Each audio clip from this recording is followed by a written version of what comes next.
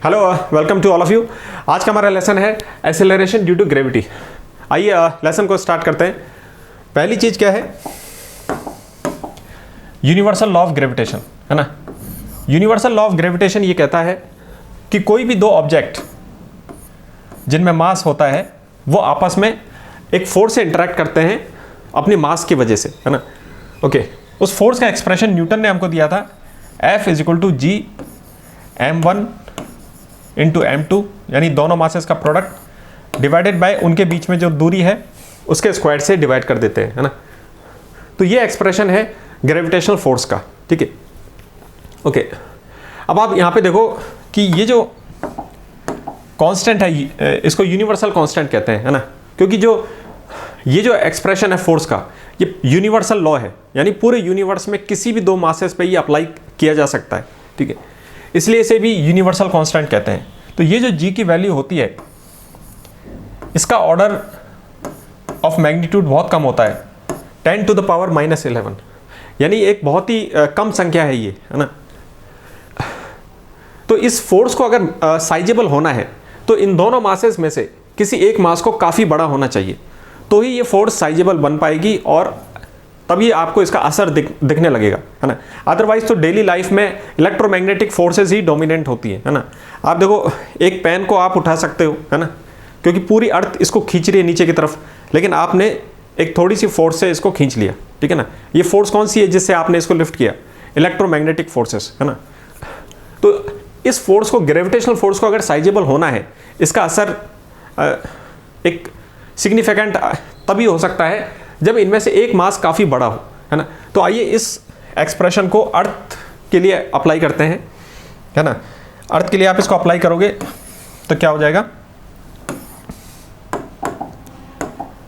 Suppose कीजिए ये planet Earth है ना, और ये एक स्मॉल मास है m, और ये हो गया प्लेनेट अर्थ, ठीक है। ओके, अब इन दोनों मासेस के जो सेंटर्स हैं इसमें सपोज कीजिए ये तो प्लेनेट अर्थ का रेडियस हो गया, है ना, और ये थोड़ी सी हाइट और है, सपोज कीजिए अर्थ की सरफेस से थोड़ा बहुत हाइट पे है, ठीक है। ओके, अब इसका एक्सप्रेशन अपन लिखते हैं। आपने देखा था कि F = G, है ना, दोनों मासेस का प्रोडक्ट हो जाएगा, कैपिटल M यानी अर्थ का मास और स्मॉल m यानी ये ऑब्जेक्ट का मास, डिवाइडेड बाय कितनी दूरी है इन दोनों मासेस के बीच में। आपने देखा ये जो हाइट है ना, ये हाइट अर्थ के रेडियस के सामने कुछ भी नहीं है ना। जैसे कि अर्थ का रेडियस कितना होता है? अर्थ का रेडियस होता है 6370 किलोमीटर, है ना, ठीक है ना। कहीं पे डेटा थोड़ा बहुत ऊपर नीचे हो सकता है, लेकिन ये लगभग ये है। तो अर्थ का रेडियस आपने देखा लगभग 6000 किलोमीटर है। तो अगर आप माउंट एवरेस्ट की भी हाइट लेते हो, है ना, माउंट एवरेस्ट की हाइट कितनी होती है? 10 किलोमीटर से कम होती है। तो 10 किलोमीटर तक की हाइट भी अगर आप लेते हो तो वो इसके सामने कुछ भी नहीं है, 1% भी नहीं है ना। यानी आप इसको नेग्लिजिबल मान सकते हो हाइट को, और अफेक्टिव जो डिस्टेंस है इन दोनों मासेस के बीच में वो लगभग प्लेनेट का रेडियस ही मान लेते हैं, है ना। इससे कैलकुलेशन भी आसान हो जाएगी। एक्चुअल में आप नेग्लेक्ट क्यों करते हैं चीज़ों को? क्योंकि अगर आप इसको इंक्लूड कर भी लोगे तो इसकी वजह से कैलकुलेशन पर कोई असर नहीं पड़ेगा। 9.8 होता है ना, तो वो 0.8 भी 10 किलोमीटर भी डाल दोगे ना ये एक्स्ट्रा, तो वो 9 के बाद 9.8 भी चेंज नहीं होगा, ठीक है। कुछ भी असर नहीं पड़ेगा कैलकुलेशन पे, ठीक है। तो इसलिए आप क्या करते हो कि एक लिमिटेड हाइट तक हम इसको नेग्लिजिबल मान सकते हैं, ठीक है। ओके, तो इसलिए इन दोनों मासेस का डिस्टेंस आपने मान लिया कि अफेक्टिवली ये प्लेनेट का रेडियस ही है, तो यानी r² से आपने इसको डिवाइड कर दिया, ठीक है। तो ये है, आ गया अपने पास gravitational force between planet earth और उसके कोई भी जो दूसरा मास है ना। ओके, है ना। अब आप यहां पे देखो, यानी इस ऑब्जेक्ट पे m, ये जो मास है इस पे कितना फोर्स लग रहा है? ये ग्रेविटेशनल फोर्स लग रहा है ना। आपने न्यूटन्स लॉ में पढ़ रखा था कि जो ब्लॉक होता था m, है ना, m मास का ब्लॉक होता था, उसमें हम सब क्या लगाते थे? एक ग्रेविटी फोर्स लगाते थे ना। कितना फोर्स लगाते थे आप उस पर? सपोज कीजिए m ब्लॉक हुआ करता था, इसके ऊपर आप कितनी फोर्स लगाते थे, mg फोर्स लगाते थे, है ना। तो ये ग्रेविटेशनल फोर्स होती है ना। ओके, अब आपको क्या करना है कि इस फोर्स से इसको कंपेयर करना है ना। इसको इससे कंपेयर करते हैं।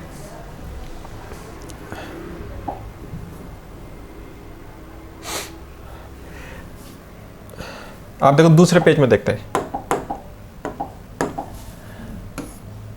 ठीक है। तो अभी हमने देखा ग्रेविटेशनल फोर्स का एक्सप्रेशन देखा, F is equal to m, फिर स्मॉल m और ये r², है ना। और आपने ये भी देखा था न्यूटन्स लॉ में कि हम एक ग्रेविटी फोर्स अप्लाई करते थे जिसकी वैल्यू होती थी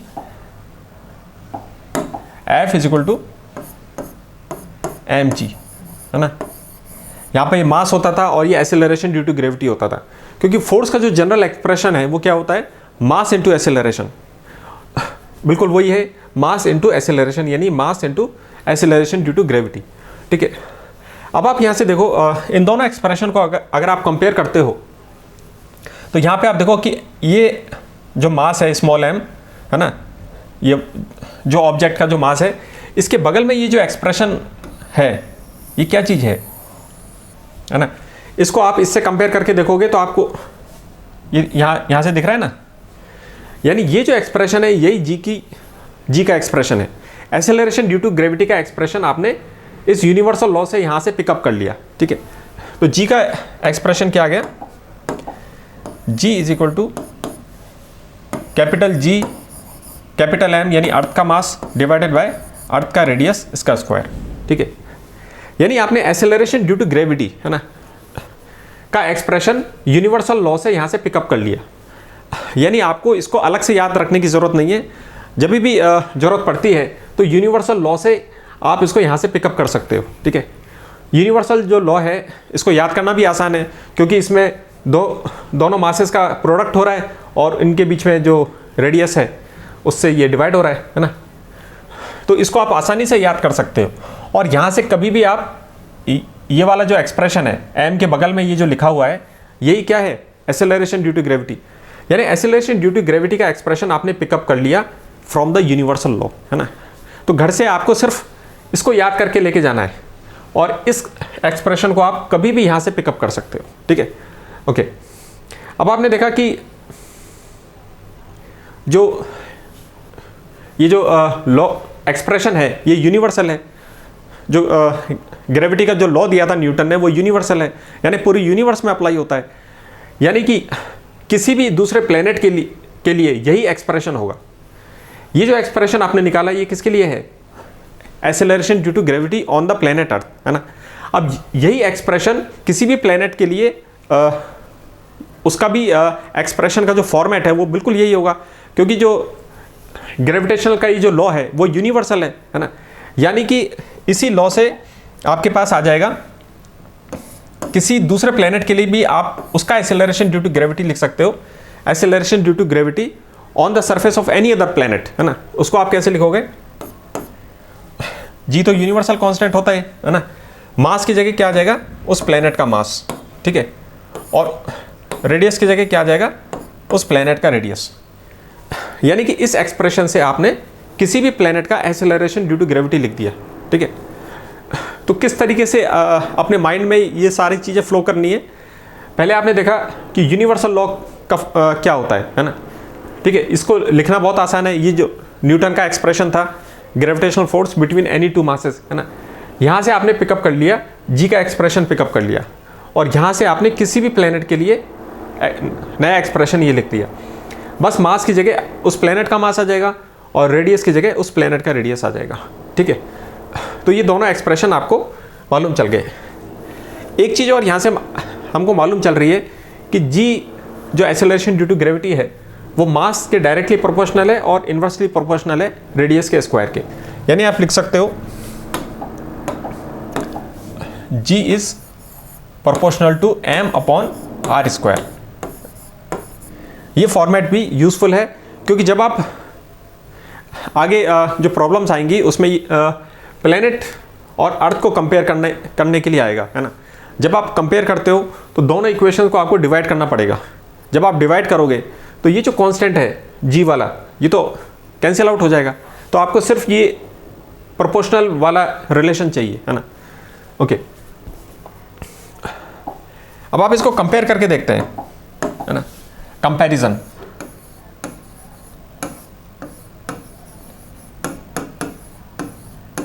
कंपैरिजन करने के लिए, है ना, प्लैनेट का भी हमने देखा था, प्लैनेट का एक्सेलरेशन ड्यू टू ग्रेविटी क्या है, g(m)/r' है ना, और अर्थ का एक्सेलरेशन ड्यू टू ग्रेविटी क्या है, g=gm/r², ठीक है ना। ये प्लैनेट का है,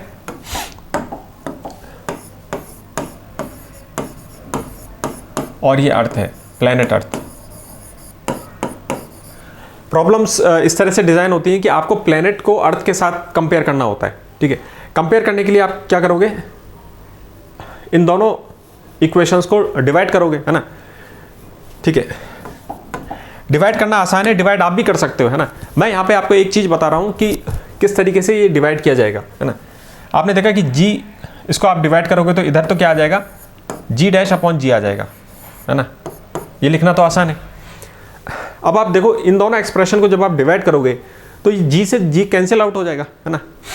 ओके, अब आप देखो ऊपर m' है, इसके नीचे m आ जाएगा, है ना। यहाँ पे आपने देखा ये प्लैनेट का एक्सेलरेशन ड्यू टू ग्रेविटी है, तो इसके सामने क्या आ जाएगा, ये इसका मास, और ये डिवाइड हो जाएगा अर्थ के मास से, है ना। तो मास वाला टर्म तो आपने लिख लिया, ये लिखना आसान है ना। और ठीक है, तो ये आसानी से आपने लिख लिया कि ये तो इसके नीचे आ जाएगा डिवाइड में, और इसके मास के नीचे इसका अर्थ का मास आ गया। अब हमको क्या करना है, ये रेडियस लिखना है, ठीक है ना। अब यहाँ पे दिक्कत ये है कि इसके अंदर ये 1/r² है और नीचे भी ये 1/r² है। तो अगर मैथ के हिसाब से अपन इसको करते हैं तो ऊपर भी एक फ्रैक्शन है और उसको आप डिवाइड कर रहे हो किसी दूसरे फ्रैक्शन से, है ना। तो थोड़ा सा डिफ़िकल्टी रहती है ना। जो मैथ में इतने फ्लुएंट नहीं है उनको थोड़ा बहुत दिक्कत आएगी इसमें, क्योंकि ऊपर भी फ्रैक्शन है और उसको आप डिवाइड कर रहे हो एक और फ्रैक्शन से, है ना। तो इस चीज़ को हम डायरेक्टली कैसे लिख सकते हैं, है ना, ये है समझने वाली बात। ओके, कैसे लिखेंगे, आप यहाँ पे देखो कि ये जो प्लैनेट का मास है इसके नीचे है इसका रेडियस, है ना, ठीक है। यानी ये जो प्लैनेट का मास दे रखा है आपको, इसके बगल में तो इसका रेडियस आएगा नहीं, है ना। अगर ये मास ऊपर है तो इसका रेडियस कहाँ पे है, नीचे है। यानी प्लैनेट का मास आपने ऊपर लिखा है तो इसका रेडियस कहाँ पे आएगा, नीचे, ठीक है। और अर्थ का मास अगर नीचे है तो इसका रेडियस कहाँ पे आएगा, ऊपर आएगा, है ना। और क्योंकि रेडियस का स्क्वायर हो रहा है तो आपने स्क्वायर लगा दिया, ठीक है। ये चीज़ मैं आपको इसलिए बता रहा था, डिवाइड तो आप भी कर सकते हो, है ना। सिर्फ ये जो r² वाला टर्म है ना, इसको कैसे हम लिख सकते हैं, तो इसको हम m'/m को देख करके आपने ये लिख दिया। ये है यहाँ पे समझने वाली बात कि r का जो फैक्टर था, रेडियस को हमको यहाँ पे कैसे लिखना था, इसी चीज़ को देख करके आपने ये वाले टर्म्स लिख दिए। m' ऊपर है तो इसका रेडियस नीचे आएगा, अर्थ का मास नीचे है तो इसका रेडियस ऊपर आएगा। ये है यहाँ पे समझने वाली बात, है ना। क्योंकि अगर आप इसको डिवाइड करते हो तो फिर मैथ के अंदर वो अपन को उलझना नहीं है ना। ओके, ठीक है। घर से आपको क्या याद रखना है, ये एक्सप्रेशन याद रखना है ना। डिवाइड तो आप एग्जाम में भी कर सकते हो, है ना। तो ये इस चीज़ को याद रख के ले जाने की ज़रूरत नहीं है, अननेसेसरी बर्डन बनाने की ज़रूरत नहीं है। जिस चीज़ को आप तुरंत कर सकते हो, ठीक है ना, उसको आप एग्ज़ाम में भी कर सकते हो, ठीक है। तो आपको सिर्फ ये याद रखना था, जैसे ही आप कंपेयर करने के लिए आता है तो दोनों इक्वेशन को आप डिवाइड कर दिया आपने, g' आ गया इज इक्वल टू मास के नीचे मास आ गया, और रेडियस का टर्म कैसे लिखना है वो आपने यहाँ से देख लिया, ठीक है। ये चीज़ आ गई। ओके, अब डेंसिटी वाला फॉर्मूला आएगा, है ना। डेंसिटी क्या होता है, मास से ही रिलेटेड कंसेप्ट होता है ना। तो डेंसिटी वाला फॉर्मूला देखने से पहले एक डाउट क्लियर कर देते हैं यहाँ पे कि अगर कोई बच्चा ये पूछता है कि अर्थ और उस मास पे दोनों पे सेम फोर्स लग रही है, तो फिर अर्थ का एक्सेलरेशन, अर्थ क्यों नहीं एक्सेलरेट होती, है ना। ओके, तो इस चीज़ को देख लेते हैं, है ना।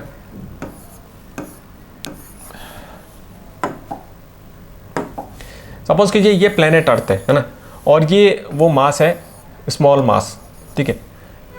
ये प्लैनेट अर्थ है। अभी हमने देखा कि दोनों जो प्लैनेट अर्थ है और मास है, इन मास की वजह से इनके बीच में एक फोर्स होगी, ग्रेविटेशनल फोर्स है ना, उसकी वैल्यू आपने क्या है, F is equal to G capital M small m divided by planet का जो रेडियस है उसका स्क्वायर है ना। ये हाइट आपको यहाँ पे दिखने में ज़्यादा लग रही है, लेकिन ये कुछ भी नहीं है अर्थ के सामने, है ना।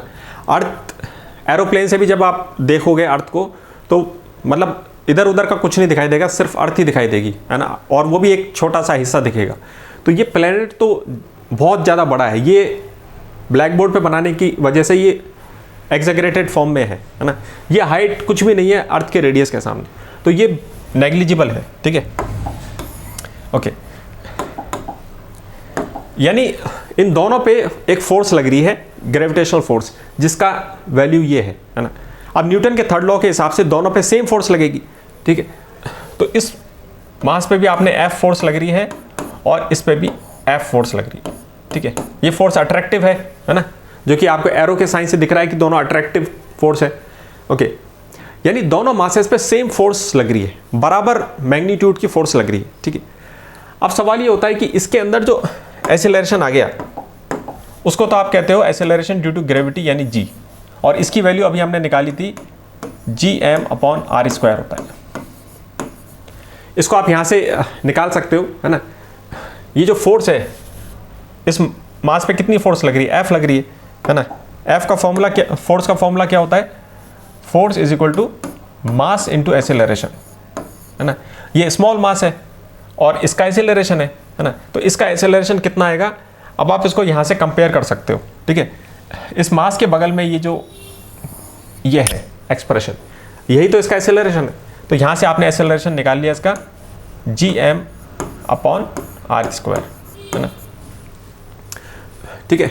दूसरे तरीके से भी निकाल सकते थे आप, फोर्स को जब आप मास से डिवाइड करते हो तो एक्सेलरेशन आ जाता है ना। यहाँ पे इस फोर्स को इस मास से डिवाइड करेंगे तो जो एक्सप्रेशन बचेगा that will be the acceleration, ठीक है ना। अभी हमने देख लिया था कंपेयर करके, ठीक है। F is equal to ma से आपको इस एक्सप्रेशन को जब आप कंपेयर करोगे तो ये जो m है ना, इस m के इधर जो लिखा हुआ है वही तो एक्सेलरेशन है ना, वो उसकी वैल्यू आ गई आपके पास, ठीक है। अब यहाँ पे समझने का एक तरीका ये है कि आप ये देखो कि ये बात सच है कि दोनों पे सेम फोर्स लग रही है ना, दोनों पे सेम मैग्नीट्यूड की फोर्स लग रही है, लेकिन इस फोर्स को तो एक हल्के मास को खींचना पड़ रहा है ना, और इस फोर्स को एक बहुत ही बड़े मास को खींचना पड़ रहा है जिसकी वैल्यू इतनी ज़्यादा है जिसको हम इमेजिन भी नहीं कर सकते। इसका मास, अर्थ का मास कितना होता है, 5.97 इंटू 10⁻24 kg। 10⁻24 इतना ज़्यादा होता है कि इसको इमेजिन करने के लिए मतलब काफ़ी वो लगेगा एनालिसिस, ठीक है ना। इसको इमेजिन भी नहीं कर सकते हम, इतना बड़ा मास है ये, ओके। इनफैक्ट अर्थ का मास इतना ज़्यादा होता है कि मरकरी प्लैनेट के अंदर आप वीनस का मास जोड़ दीजिए, मार्स का भी मास को जोड़ दीजिए और ऊपर से मून को भी जोड़ दो। इन चारों प्लैनेट, ये जो आपके मरकरी है, वीनस है, मार्स है, मून है, और लगभग जो जितने भी बड़े एस्ट्रॉइड्स हैं उन सब का भी मास को आप टोटल कर लोगे तो भी वो अर्थ के बराबर ही आएंगे, इससे ज़्यादा नहीं हो सकता। अर्थ का मास इन सब से ज़्यादा है टोटल करने के बावजूद, ठीक है। तो बहुत ज़्यादा मास है अर्थ का। तो आपने देखा कि फोर्स तो बराबर है, लेकिन इस फोर्स को इतने बड़े मास को खींचना पड़ रहा है, तो इसके अंदर एक्सेलरेशन कितना आएगा, इसके अंदर जो एक्सेलरेशन आएगा वो बहुत ही कम होगा, है ना। इसकी वैल्यू क्या होगी आप बिल्कुल वैसे ही कंपेयर करके देख सकते हैं, ठीक है। इसको थोड़ी देर के लिए मैं हटा देता हूँ, है ना। उसी तरीके से हम कंपेयर करेंगे। हमको मालूम है इस फोर्स की वैल्यू कितनी थी, G कैपिटल M फिर स्मॉल m और r², है ना। और अर्थ के ऊपर जो फोर्स लग रही है इसको आप कैसे लिख सकते हो, अर्थ का मास और अर्थ का एक्सेलरेशन, है ना। ये अर्थ का मास है और अर्थ के अंदर कितना एक्सेलरेशन प्रोड्यूस होता है ना। अब आप जब इन दोनों को कंपेयर करोगे तो यहाँ पे आपने क्या किया कि अर्थ के मास को छोड़ के ये जो बाकी का जो चीज़ बच रही है ये क्या है, ये अर्थ का एक्सेलरेशन ही तो है। तो अर्थ का एक्सेलरेशन आपके पास आ गया capital G small m divided bye r²। अब आप देखो कि यहाँ पे G की वैल्यू तो बहुत कम थी, 10⁻⁻11 थी, ऊपर से रेडियस के आर स्क्वायर से डिवाइड हो रहा है, तो ये नंबर और भी छोटा हो गया, है ना। और इसको कंपेंसेट करने के लिए, इसको करने के लिए ये मास तो पहले से ही कम है ना, तो ये मास भी कम है, ये जी की वैल्यू भी कम होती है और ऊपर से आर स्क्वायर से भी डिवाइड हो रहा है। यानी ये जो एक्सेलरेशन आएगा अर्थ का वो बहुत ही नेग्लिजिबल होगा, ये आपको दिखाई नहीं देगा कभी, है ना, ठीक है। यानी एप्रिशिएबल जो एक्सेलरेशन है वो किस में आएगा, इस स्मॉल ऑब्जेक्ट में आएगा, इसलिए ये आपको गिरता हुआ दिखाई देता है, पृथ्वी ऊपर आती हुई नहीं दिखाई देगी, है ना। उसके अंदर कोई एप्रिशिएबल एक्सेलरेशन नहीं है, इस फोर्स की वजह से तो नहीं है ना। सन की वजह से हो सकता है कि सन जो पृथ्वी को खींच रहा है उसकी वजह से अर्थ में एक्सेलरेशन हो सकता है, लेकिन इन छोटे छोटे मासेस की वजह से ये जो अर्थ के अंदर एक्सेलरेशन है वो नेग्लिजिबल है, ठीक है, ओके।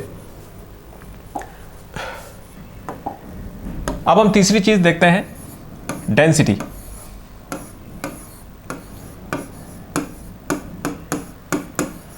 डेंसिटी का जो कंसेप्ट है वो मास से मिलता जुलता होता है ना, क्योंकि जहां भी मास की बात होती है तो डेंसिटी की भी बात होती है।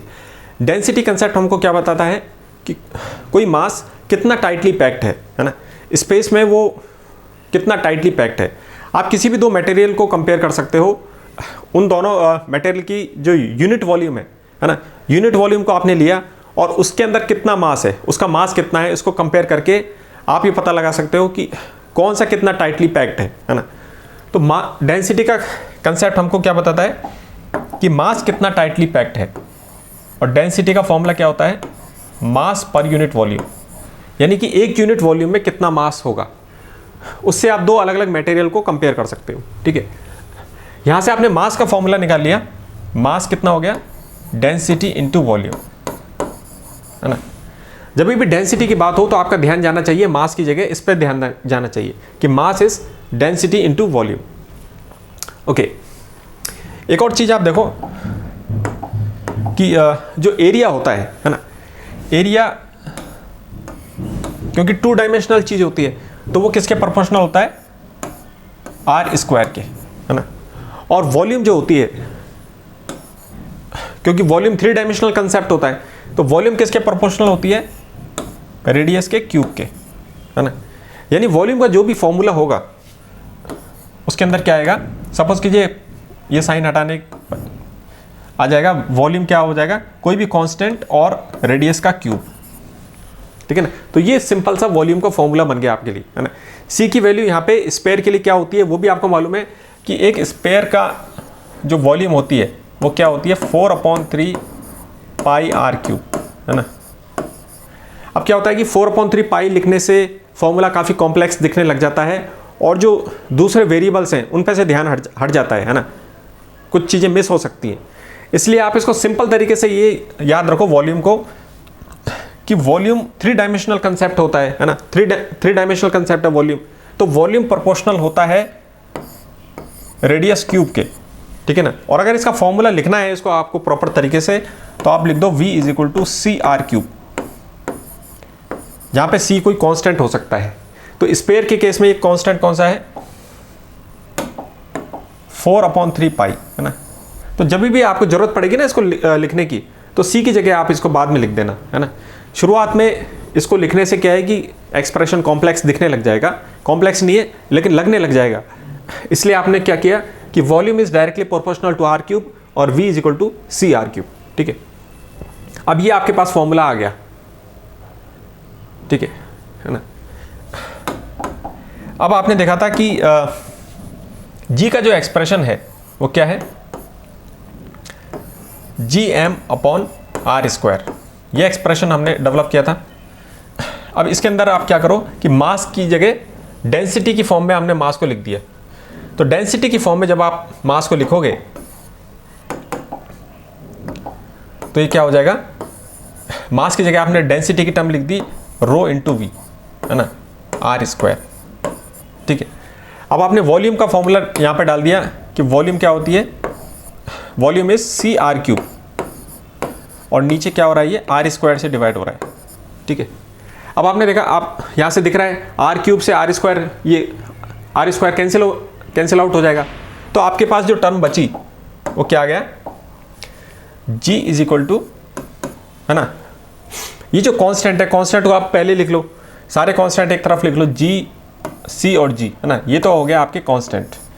फिर ये डेंसिटी वाला टर्म बचा, तो आपने लिख दिया डेंसिटी, आर क्यूब में से आर स्क्वायर गया तो आर बचा, ठीक है। तो ये एक्सप्रेशन आ गया आपके पास, है ना, ओके। यानी आपके पास एक्सप्रेशन आ गया G is equal to C जी, ये कांस्टेंट है, और रो इंटू आर, ठीक है ना।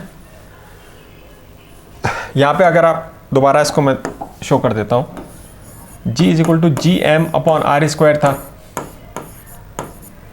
मास की जगह आपने लिखा रो इंटू वॉल्यूम,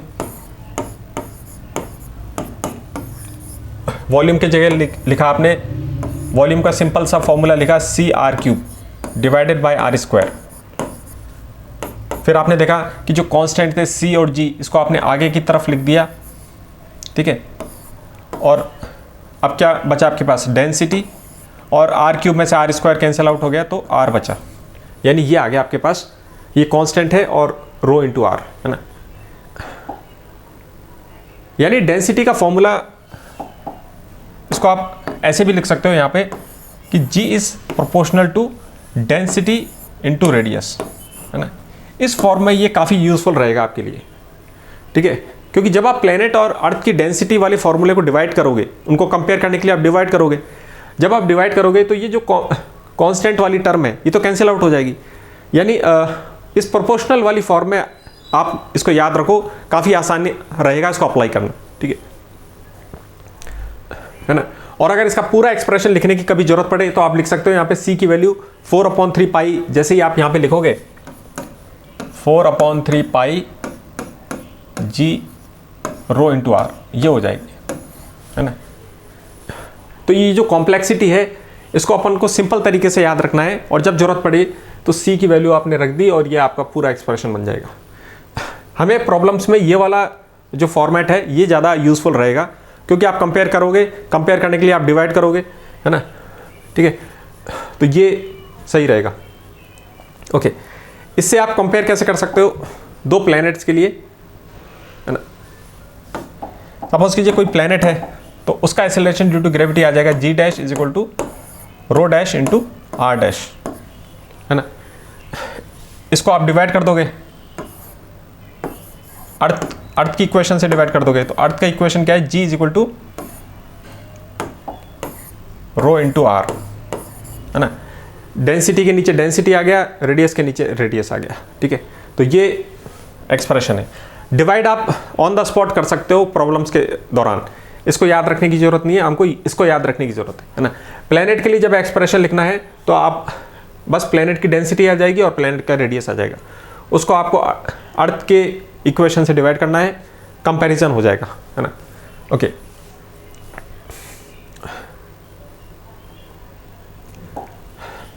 यानी अभी हमने दो फॉर्मूले देख लिए हैं जी के। एक में हमने देखा कि G is equal to G M upon R square होता है ना, ये चीज आपने देखी। इसके अंदर आपको दिख रहा है यहां से कि G is proportional to m upon R square, है ना। दूसरी चीज आपने, दूसरा फॉर्मूला देखा आपने डेंसिटी की फॉर्म में, डेंसिटी की फॉर्म में आपने फॉर्मूला देखा, है ना। इसको देखो, सीधे वही वाला चीज लिखते हैं, proportional to density into radius, है ना। यहां पे इससे भी लिख सकते हैं G is proportional to density into radius, है ना। यहां पे आपको इक्वल में लिखना है तो फिर वो चीज आएगी, G is equal to C G into rho into R, है ना। ये आपका कांस्टेंट है, ठीक है। C की वैल्यू आपको मालूम है 4/3 पाई होती है, ठीक है। तो बेसिकली जो फोकस है हमारा वो इन दोनों रिलेशन पे है। G is proportional to m upon R square, है ना। एक तो ये फॉर्मूला है और एक ये दो एक्सप्रेशन है जो यूजफुल है प्रॉब्लम सॉल्व करने में, आपको ये दोनों चीजें काम आएंगी, है ना। तो इसको आप यहां पे नोट कर लो। दोनों फॉर्मूले में आपने देखा कि रेडियस आ रहा है ना, यानी इस फॉर्मूले में भी रेडियस आ रहा है और इसमें भी रेडियस आ रहा है, ठीक है, ओके। अब क्या हो सकता है,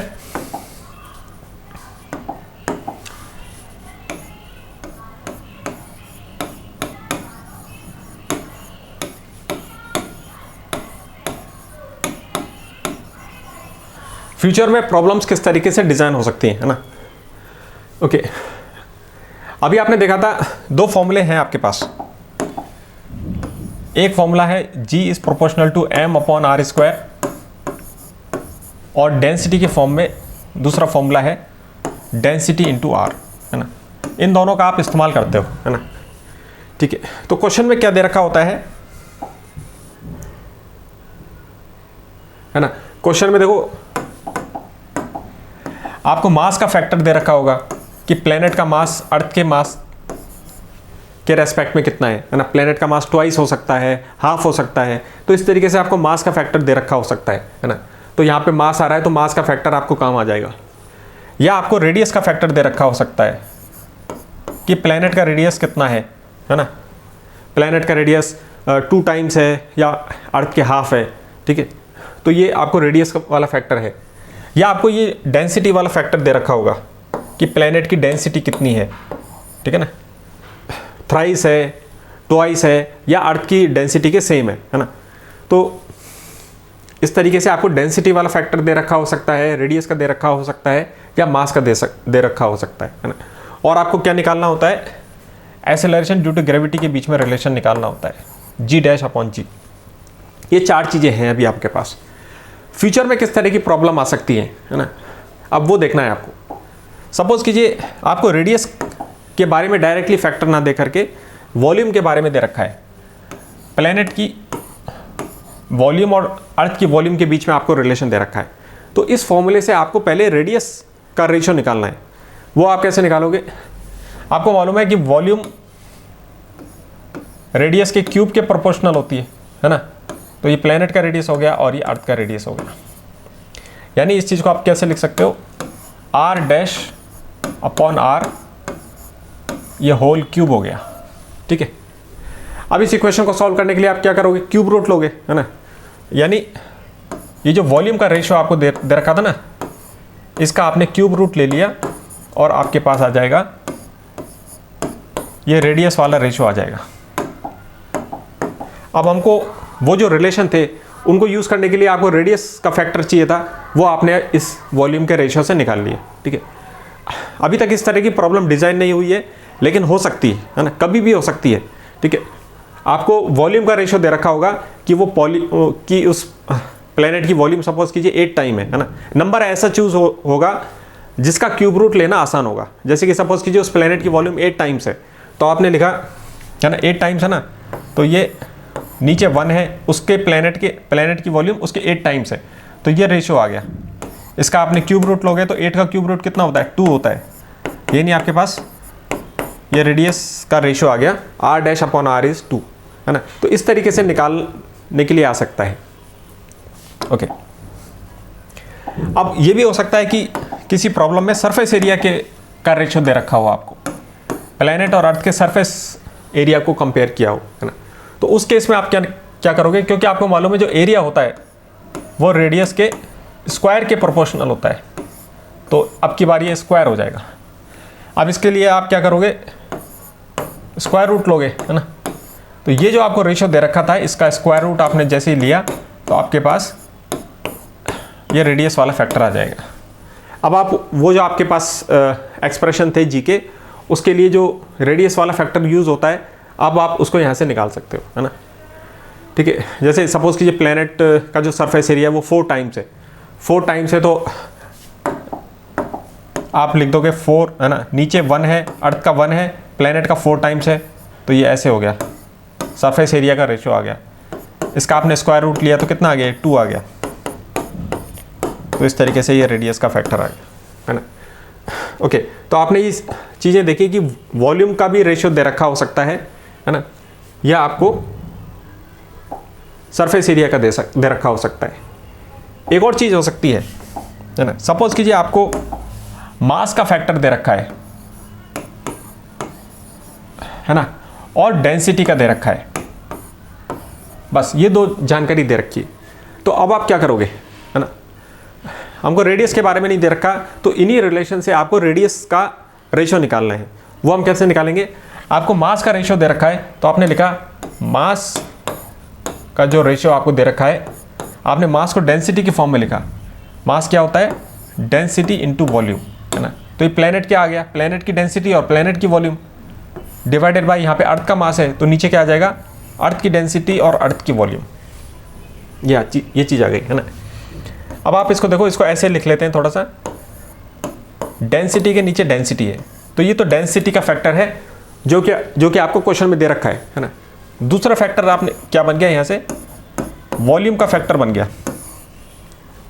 तो अब आप देखो, इस इक्वेशन में आपको मास का फैक्टर दे रखा है ना, कि प्लेनेट ट्वाइस है, 4 टाइम्स है, कितना मैसिव है अर्थ के कंपैरिजन में। और डेंसिटी का फैक्टर भी आपको दे रखा है ना। तो अब यहाँ से आप क्या निकाल सकते हो? वॉल्यूम का रेशियो निकाल सकते हो। ये वॉल्यूम वाला फैक्टर आप इस इक्वेशन से निकाल सकते हो। जैसे ही आपके पास वॉल्यूम का फैक्टर आएगा, उसके बाद दूसरे स्टेप में आप रेडियस का फैक्टर निकाल सकते हो, इसका क्यूब रूट लेकर के। जैसा कि अभी हमने देखा था, इसका क्यूब रूट लेके आप रेडियस का फैक्टर निकाल सकते हो, है ना। तो ये इसमें 2 स्टेप में कैलकुलेशन होगी। इस तरह का क्वेश्चन जेईई में आया था, है ना। उसको मैं किसी और वीडियो में आपको वो प्रॉब्लम इंट्रोड्यूस करूंगा, है ना। आप यहाँ पे ये समझ लो कि अगर आपको मास का और डेंसिटी का फैक्टर दे रखा है, तो इसकी सहायता से आपने वॉल्यूम का फैक्टर निकाल लिया। ये आपका स्टेप 1 है ना। आपने वॉल्यूम का रेशो निकाल लिया, और वॉल्यूम का रेशो निकाल के उसका क्यूब रूट लेकर के आपने रेडियस वाला रेशो निकाल लिया। ये स्टेप 2 है, ठीक है ना। 2 स्टेप में आपको ये चीज़ मिली, और फिर रेडियस का फैक्टर आपने जो आपके पास रिलेशन थे जी के, वहाँ पे इस्तेमाल करके जो भी क्वेश्चन में पूछा जाएगा उसका आंसर निकाल लिया, ठीक है। तो ये सारी चीज़ें हैं, है ना।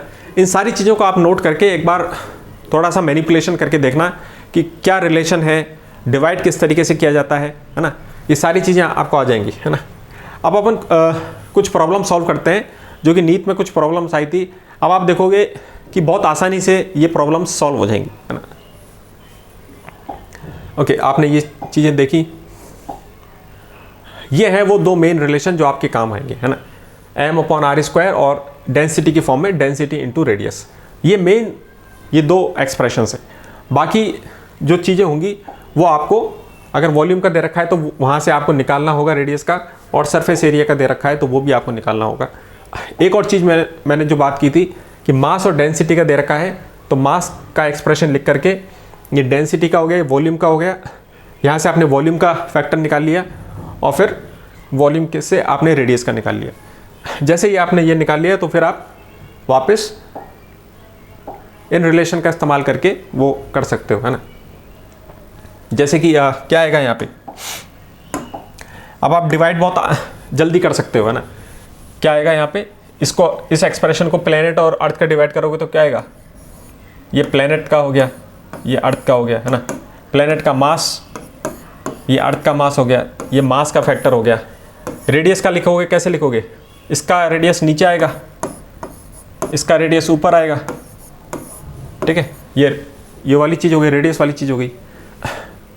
जो डेंसिटी वाला है उसको लिखना तो बहुत आसान है, क्योंकि इसके अंदर सब कुछ एक ही लेवल पे है ना। तो ये प्लेनेट का डेंसिटी हो गई, ये प्लेनेट का रेडियस हो गया। इसको आपने अर्थ के रेडियस से अर्थ के जी से डिवाइड कर दिया, यहाँ पे ये अर्थ का हो गया। तो ये डेंसिटी का फैक्टर है, ये रेडियस का फैक्टर आ गया, है ना। बस आसान है, आप प्रॉब्लम को, स्टेटमेंट को पढ़ना और अब आसानी से हो जाएगा। ओके, आइए अब कुछ प्रॉब्लम्स ट्राई करते हैं।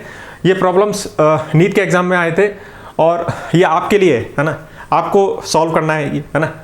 ओके, सो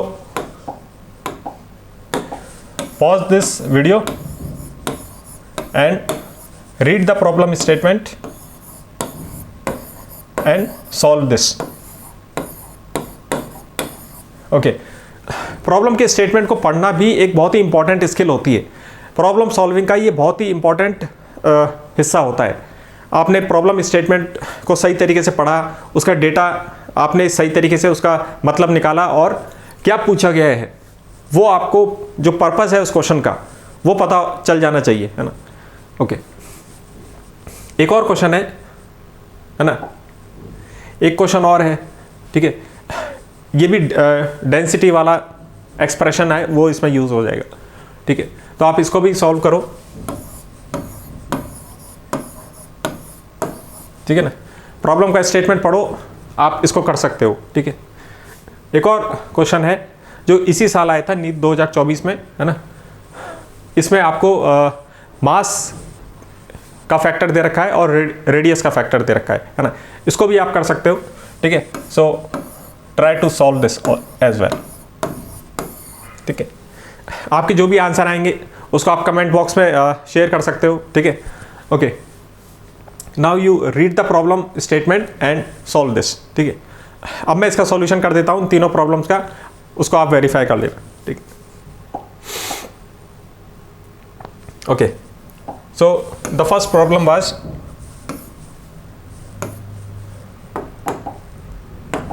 क्वेश्चन में क्या लिखा हुआ है, एक नया प्लेनेट है जिसकी डेंसिटी अर्थ से 3 टाइम्स, उसकी डेंसिटी अर्थ की डेंसिटी के सेम है, यानी डेंसिटी सेम दे रखी है आपको, है ना। प्लेनेट की डेंसिटी अर्थ की डेंसिटी के सेम है, और क्या दे रखा है आपको, the planet is 3 times bigger than the earth, यानी प्लेनेट का जो रेडियस है वो अर्थ के 3 टाइम्स है। तो रेडियस के बारे में आपको दे रखा है कि प्लेनेट का जो रेडियस है वो अर्थ के रेडियस के 3 टाइम्स है, ठीक है।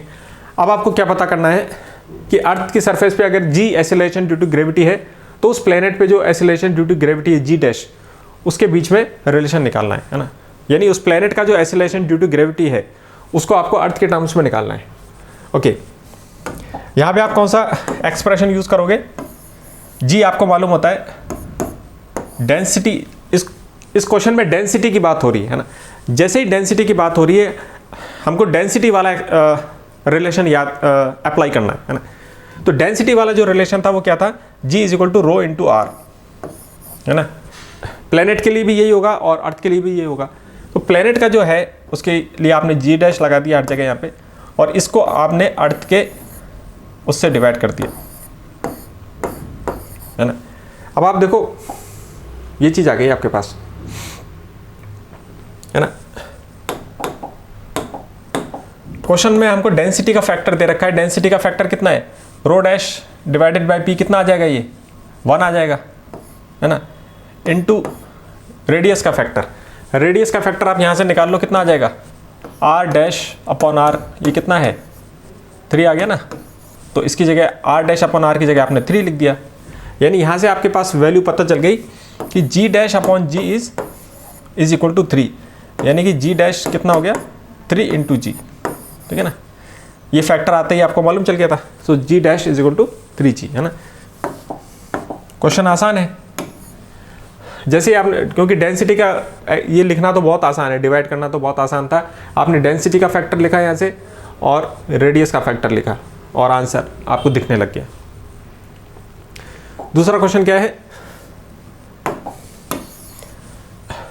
The density of newly discovered planet is twice that of the earth, यानी उस प्लैनेट की डेंसिटी आपको दे रखी है, density of the planet is twice the density of the earth, और आपको दे रखा है the acceleration due to gravity at the surface of the planet, उस प्लैनेट की जो एसिलेशन ड्यू टू ग्रेविटी है is equal to that of the earth, यानी उस प्लैनेट का एसिलेशन ड्यू टू ग्रेविटी आपको दे रखा है वो अर्थ के बराबर है।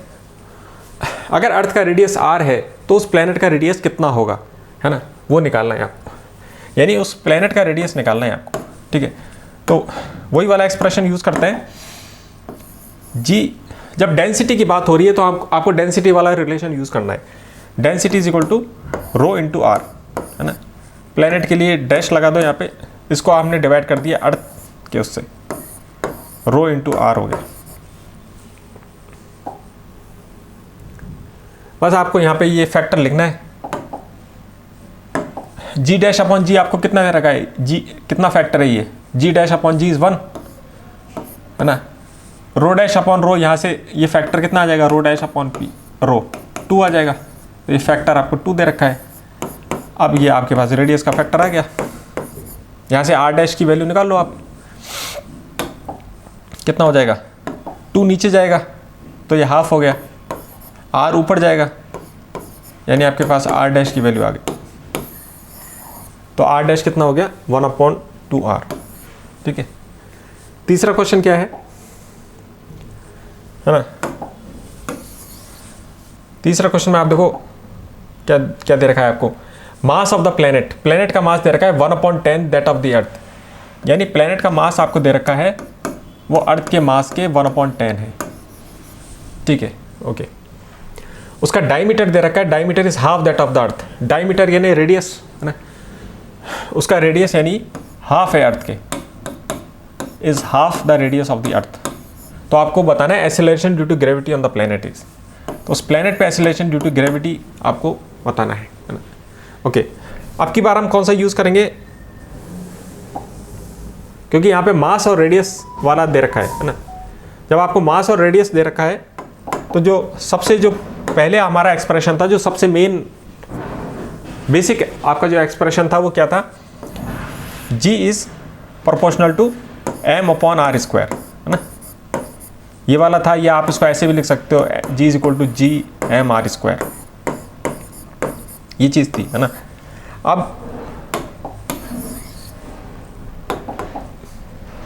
प्लेनेट का जो एक्सेलरेशन ड्यू टू ग्रेविटी है उसको आपने डिवाइड कैसे करते थे, हमने ये देखा था कि प्लेनेट का जो एक्सेलरेशन ड्यू टू ग्रेविटी है उसको आपने अर्थ से डिवाइड किया, ठीक है, तो प्लेनेट का जो मास है वो अर्थ के मास से डिवाइड हो गया। अब आपको रेडियस का फैक्टर लिखना होता था, है ना, तो रेडियस का फैक्टर हम कैसे लिखते थे, क्योंकि प्लेनेट का मास ऊपर है तो उसका रेडियस नीचे आएगा, और अर्थ का मास नीचे है तो उसका रेडियस ऊपर आएगा, ये स्क्वायर हो गया, ये आपने दोनों को डिवाइड कर दिया। अब आप इसमें आपको बस ये वैल्यू डालनी है ना, वैल्यू यहाँ पे डालो आप, m'/m, यहाँ से निकालो m'/m कितना आएगा, ये मास फैक्टर कितना आ गया 1/10, है ना, तो ये आपने लिख दिया यहाँ पे 1/10। अब आपने देखा यहाँ पे अर्थ का जो रेडियस है, अर्थ के रेडियस की वैल्यू को r' के टर्म्स में लिख देते हैं यहाँ पे, तो r की वैल्यू आपके पास आ गई, ये 2 चला जाएगा ऊपर, यानी 2r', 2r' को जब आप इसमें डालोगे r की जगह तो r' से r' कैंसिल हो जाएगा और 2 का स्क्वायर आ गया 4, ठीक है ना। अब की बार आपको r/r' लिखना है यहाँ पे, तो इसके हिसाब से आपको यहाँ से फैक्टर निकालना है ना, r के नीचे r' आएगा और 2 ऊपर चला जाएगा, तो r/r' अब की बार हुआ 2, है ना, तो 2 का स्क्वायर कितना हो गया 4 हो गया। अब आप यहाँ से देखो, है ना, ये वैल्यू आ गई आपके पास G'/G, यानी ये आ गया आपके पास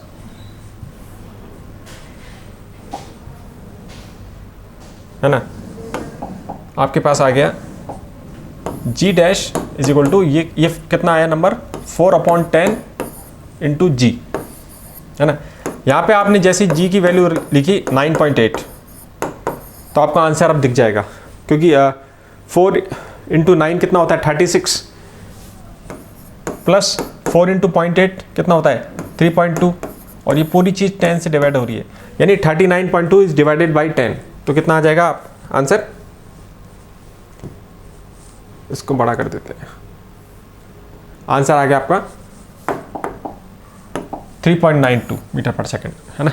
तो प्रॉब्लम्स आसान थे, जैसा कि मैंने आपको बताया था कि फ्यूचर में हो सकता है कि वॉल्यूम का रेशियो दे रखा हो, या सरफेस एरिया का रेशियो दे रखा हो, या फिर मास का रेशियो दे रखा है और डेंसिटी का दे रखा है, तो वहाँ से आपको पहले वॉल्यूम का निकालना पड़ेगा, और वॉल्यूम से फिर रेडियस का निकालना पड़ेगा, और फिर जो एक्सप्रेशन आपको मालूम है उसका यूज़ करके आंसर निकालना होगा, है ना। तो आसान है ये रिलेशन, है ना। आप तीनों क्वेश्चन की दोबारा प्रैक्टिस करना, आने वाले क्वेश्चन भी हो जाएंगे। Okay, so thank you for today.